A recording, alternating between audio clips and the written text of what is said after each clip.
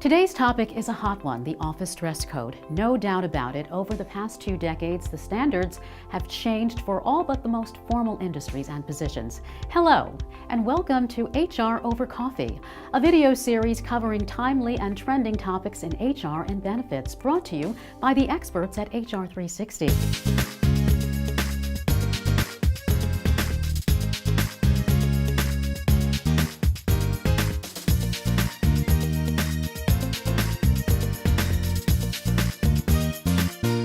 Even dress-down Fridays have given way to an era where business casual attire is acceptable every day in many offices. Yet, this more relaxed feel might leave you confused about whether and how to set dress codes in your workplace.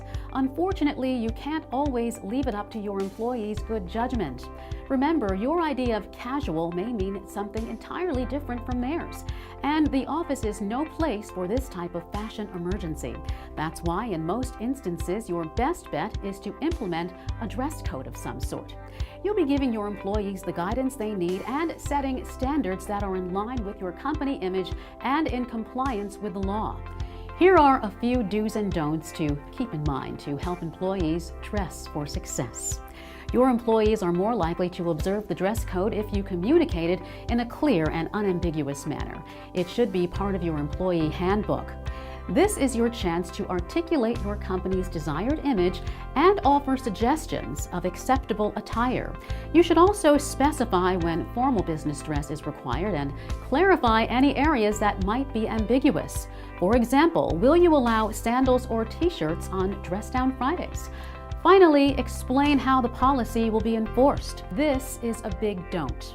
While employers are generally permitted to establish dress codes, those employers that are subject by the laws enforced by the Federal Equal Employment Opportunity Commission must comply with certain requirements, such as not treating any employee less favorably due to national origin. For example, if you allow casual dress but prohibit certain kinds of ethnic dress, your policy may violate the law. Similarly, under federal law, your dress code cannot conflict with an employee's religious practices. If your employee requests an accommodation, you must modify your policy or allow an exception unless it would cause you undue hardship. The same premise applies to accommodations for employees with disabilities. Employers may also be subject to state-specific non-discrimination requirements, so be sure any dress code you implement complies with applicable state laws. Uniforms present their own set of challenges. Generally, if you require your employees to wear a particular color, such clothing would not be a uniform. However, if a specific type and style of clothing is required, or if clothing containing your emblem or logo must be worn at work, that is generally considered to be a uniform. When it comes to paying for uniforms, the Federal Fair Labor Standards Act says that the cost of uniforms may not be included as wages. If you require your employees to pay for their own uniforms, that cost can't reduce their pay below the federal minimum wage or cut into overtime pay.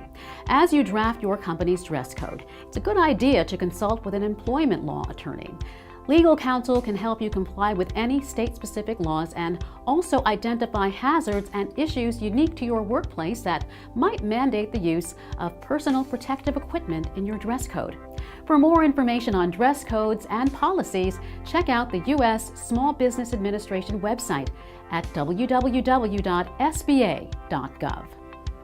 To learn more about our subscription options to our HR library with over 500 downloadable forms and policies, including a sample dress code policy, go to hr360.com and click on the Products tab.